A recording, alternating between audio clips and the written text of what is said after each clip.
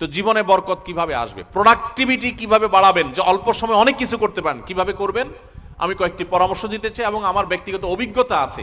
আর এই পরামর্শগুলো হাদিসের আলোকে কয়েকটি কাজ করতে পারেন আপনার প্রোডাক্টিভিটি বাড়ানোর জন্য। আলহামদুলিল্লাহ, আমি আমার বাসায় আমার ফ্যামিলির সদস্যদের এটার উপরে উদ্বুদ্ধ করেছি, তারা আমল করে। কিছুদিন এটা করে দেখেন, দেখবেন আপনার জীবনে কি পরিমাণ বরকত এসেছে। আমার বয়স 21 বছর, সকাল থেকে রাত পর্যন্ত সময়টা কিভাবে প্রোডাক্টিভ ভাবে কাটাবো, আমার টাইম ম্যানেজমেন্ট কেমন হবে, খুব দরকারি একটা প্রশ্ন করেছেন। প্রোডাক্টিভিটি আমাদের জীবনে বরকত, এটা অনেক গুরুত্বপূর্ণ একটা ব্যাপার।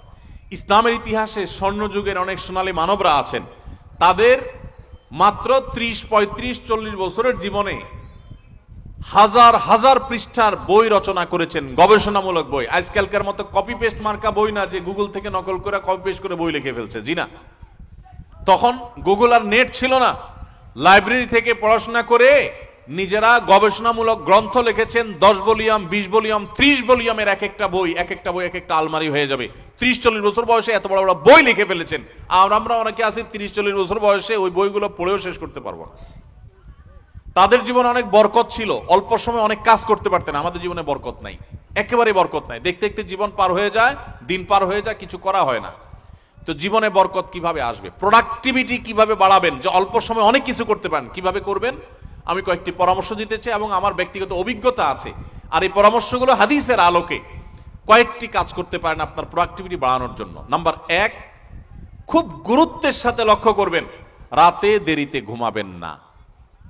যারা রাতে দেরিতে ঘুমায় এদের জীবনে বরকত নষ্ট হয়ে যায়, এদের জীবনে প্রোডাক্টিভিটি থাকে না।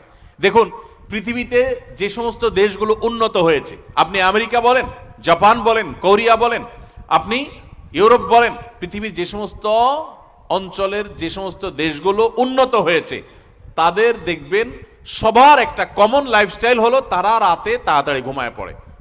সমস্ত উন্নত দেশের সব মানুষদের মধ্যে কালচার আছে। সারা পৃথিবীতে যে দেশগুলো উন্নত হয়েছে তারা সবাই দেখবেন সন্ধ্যার পর পর শুয়ে পড়ে। আর আমাদের বাঙালির রাত শুরুই হয়ে হলো 10টার পর, তাই না? আমরা অফিস আদালত থেকে আইসা বাসায় রিমোট নিয়া জামা টামড় খুলে ধুইয়া বৈশা, এরপরে আমরা আয়সার নামাজ যদি পড়ি নামাজি হই, আর বেনামাজি হলে তার কোনো কথাই নেই। আইসা আমরা সোফা বসে এবার আমরা রিমোট দিয়া একটা পর একটা চ্যানেল পাল্টাতে থাকি, এরপরে মোবাইলে ফেসবুকে হাতাইতে থাকি, খাওয়া দাওয়া করে শুধু আমাদের 12টা, 12:30, 1টা। এই যে দেরিতে ঘুমাই, আমাদের জীবনের প্রোডাক্টিভিটি নষ্ট হয়ে যায়, বরকত নষ্ট হয়ে যায়। যে তরুণ তার প্রোডাক্টিভিটি বাড়াতে চায় সেজন্য রাতে তাড়াতাড়ি ঘুমায়। রাতে তাড়াতাড়ি ঘুমায়া যেগুলো রাতে করবেন ওইগুলো সকালে করবেন। অনেক যুবক আছে পড়াশোনা করে রাত 12টা পর্যন্ত। আরে ভাই, রাত 10টায় আপনি ঘুমিয়ে যান, এই যে 2 ঘন্টা পড়লেন, ভোর রাতে উঠে ফজরের সময় 2 ঘন্টা পড়েন, ওই 2 ঘন্টা এই 2 ঘন্টার চাইতে অনেক বেটার হবে। কারণ 6-7 ঘন্টা 8 ঘন্টা ঘুমের পরে যে ফ্রেশ মুড থাকবে, ওই সময় পড়লে সেই পড়াটা অনেক তাড়াতাড়ি আপনার আত্মস্থ হবে। আপনি সারা দিনের হ্যাসেলের পর রাত্রে পড়তে যান, আপনার মাথায় পড়াটা এত তাড়াতাড়ি রপ্ত হবে না, যত তাড়াতাড়ি রপ্ত হবে 6-7 ঘন্টা ঘুমানোর পর। আমি একটা কথা সবসময় বলি, এই যে হেফজুখানার ছাত্রদেরকে আমরা পুরস্কার দিলাম আজকে, সারা বাংলাদেশের সমস্ত হেফজুখানার ছাত্রগুলো এক একটা মিরাকল, এক একটা অলৌকিক। কারণ এই যে অলৌকিকত্ব, এক একটা অলৌকিক বিষয় এদের মধ্যে রয়েছে, সেটা হলো যে এরা সবাই ছোট ছোট বাচ্চা মানুষ। 30 পারা কোরআন হেফজ করে ফেলে মাত্র 2 বছরে, 1 বছরে, 6 মাসে, বিভিন্ন সময়। কিভাবে সম্ভব?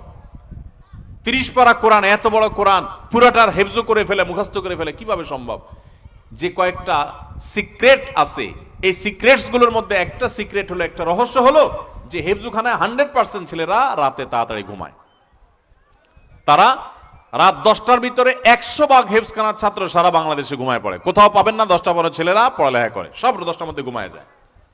পুরা কোরআন হেফজ করে ফেলে অল্প সময়ের মধ্যে, আবার রাত জেগা পড়ে না। কিভাবে সম্ভব? কারণ তারা ওই যে আবার ভোরে উঠে যায়, ভোরে উঠে পড়ে। ওই ভোরের সময়টা রাতের 4 ঘন্টা, আর তখন 1 ঘন্টার সমান। এই জন্য প্রোডাক্টিভিটি বাড়াতে চাইলে রাতে তাড়াতাড়ি ঘুমাইতে হবে। যেটা রাত জেগে করবেন, যে কাজটা, সেটা ভোরে করবেন। 1। 2 নম্বর হলো সকালে ঘুমাবেন না। সকালে ঘুমানো যাবে না। সকালের ঘুম মানুষের জীবনের বরকত নষ্ট করে দেয়। আমাদের নবী সাল্লাল্লাহু আলাইহি ওয়াসাল্লাম দোয়া করেছেন, আল্লাহুম্মা বারিক লি উম্মতি ফি বুকুরিহা, আল্লাহ আমার উম্মতের জন্য সকালের সময়টাতে বরকত দান করবেন, আর ওই টাইমে আপনি ঘুমায় থাকেন। সকালে আপনি পড়ালেখা করেন, ছাত্র মানুষ, তাহলে পড়ালেখা বরকত হবে। আপনি কর্মজীবী কাজ করেন, আপনার কাজে বরকত হবে। আপনি কৃষক কৃষি কাজ করেন, আপনার জীবনে বরকত হবে। আমাদের সমাজে, আমাদের দেশে 9টা 10টা, সকাল 9টা 10টা 11টা আগে দোকান খোলে না, কারণ পাবলিক ঘুমায় থাকে না, একটাই না।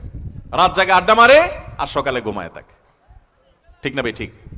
আমাদের প্রোডাক্টিভিটি নষ্ট হয় এই কারণে। আপনি কিছুদিন এটা করে দেখেন, দেখবেন আপনার জীবনে কি পরিমাণ বরকত এসেছে। আলহামদুলিল্লাহ, আমি আমার বাসায় আমার ফ্যামিলির সদস্যদের এটার উপরে উদ্বুদ্ধ করেছি, তারা আমল করে, রাতে তাড়াতাড়ি ঘুমায় পড়ে।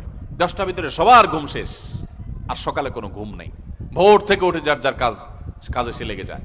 আবার দরকার হলে দুপুরে একটু ঘুমাবেন, সুন্নাত সেটা, আর এর বাইরে কোনো কাজ করবেন না। তাহলে প্রোডাক্টিভিটির জন্য 1 নম্বর হলো রাতে তাড়াতাড়ি ঘুমাবেন, 2 নম্বর হলো ফজর পরে ঘুমাবেন না, ফজর পরে জেগে থাকবেন, কাজ শুরু করবেন। আর রাতে তাড়াতাড়ি ঘুমালে এমনি ফজরের সময় আপনি ঘুম ভেঙে যাবে, কারণ সারা রাত ঘুম, বড় রাত ঘুম হয়ে যাবে ইনশাআল্লাহ। 3 নম্বর এবং সর্বশেষ প্রোডাক্টিভিটির জন্য যেটা বলতে চাই তা হলো এই মোবাইল এবং বিভিন্ন রকমের ডিভাইসের নেশা বন্ধ করতে হবে, তা না হলে প্রোডাক্টিভিটি কখনো বাড়বে না। মনে রাখবেন, মোবাইলের নেশায় বুধ হয়ে থাকে আর জীবনে বড় কিছু করতে পারছে এমন একটা মানুষ পৃথিবীতে আপনি খুঁজে দেখাতে পারবেন না, একটা মানুষও না।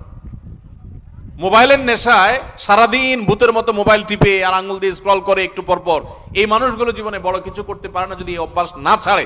এই অভ্যাস যেদিন ছাড়ে সেদিন তৌফিক হতে পারে, একসাথে মোবাইলের নেশাও আছে আবার বড় কিছু করতে পেরেছে, এটা হয় না। অনেককে আমরা ওয়াজ শোনার নাম দিয়ে শয়তান আমাদেরকে মোবাইলের পিছনে লাগাই দিস। আরে প্রোডাক্টিভিটির জন্য এই কাজগুলো করবেন। আল্লাহ আমাদেরকে তৌফিক দান করুন।